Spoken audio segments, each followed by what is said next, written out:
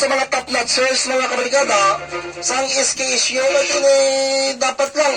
O, mahay moral ni sila mga kabiyanan kag makunan man, hatangan ba, hatagan man sang bisan paano, mga lipay dito sa mga sakripisyo nga nahimo nila, hindi kaya basta-basta mangin top notcher.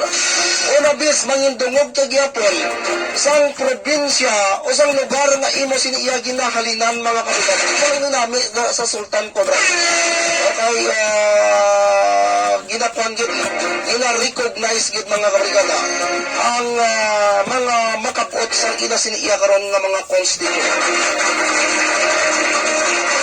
Congratulations sa inyo sa naglatag 50,000 bra. Sakon mo rin. Ay, enjoy tanda to, makarelax sila. Pagkiyak mga kabrigada sang puwerte nga politik, ila iya sang ulo sang time nga nagapadulong iya sa exam. Subong iya, ati happy na ang birada. Liton kita sa report ni Brigada Noel Regestos. Pipila ka mga inahan.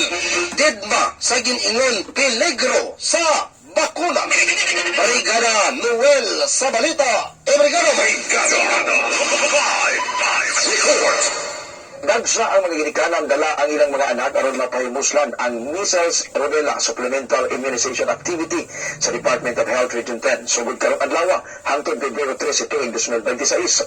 Usa ang inahan nga si Jerlyn Kahan ang sayo midalikat sa barangay Makasandig Covered Court ng siyudad sa Cagayan de Oro aron mabakunahan ang anak batok tikdas. Para sa ako, importante kayo kunahan ang akong anak para sa security sa iyang health sa future, mga sakit nga, mga virus na moabot. Wala matakabalugod. Mura dyan na ang libre nga mga taga ko sa itong anak. Hindi ko na gihatag kung ano lang inikaw sa itong anak. Giagat sa dili ang ubang ginikanan nga dili gilayon motuo sa mga nanggawas nga impormasyon sa social media kabahin sa gingong side effects sa bakuna. Wala, isang daghan ko nakita sa social media. Mamina to sa mga expert sa health. Kaya kung mamina kung umunta na mag-research ko, sure ba ta nasa ako itong research? Kanang na sa mga health workers, sila ang nag-study anak. So sila itong tuuan. Una nang ipasabot ni DOH-10 Regional Director Sulpicio Henry Legaspi Jr. ang peligro nga dala sa measles o rubella virus sa kabataan nga gidad 6 months old to 5 years old below. Measles and rubella are highly contagious and potentially life-threatening diseases, especially for young children. These illnesses can cause serious complications, but they are highly preventable through timely and complete vaccination. MR vaccines, just like any other vaccines in the routine immunization program, have been proven safe, effective, and we have been using these in the Philippines for almost 50 years.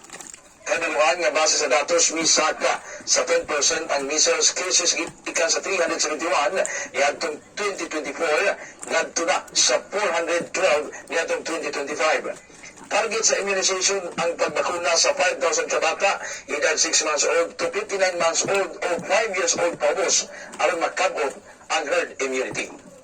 In the heart of changing lives, ako si Noel Registro sa 102.5, Brigada News FM Cagayan de Oro, the Music and News Authority. Brigada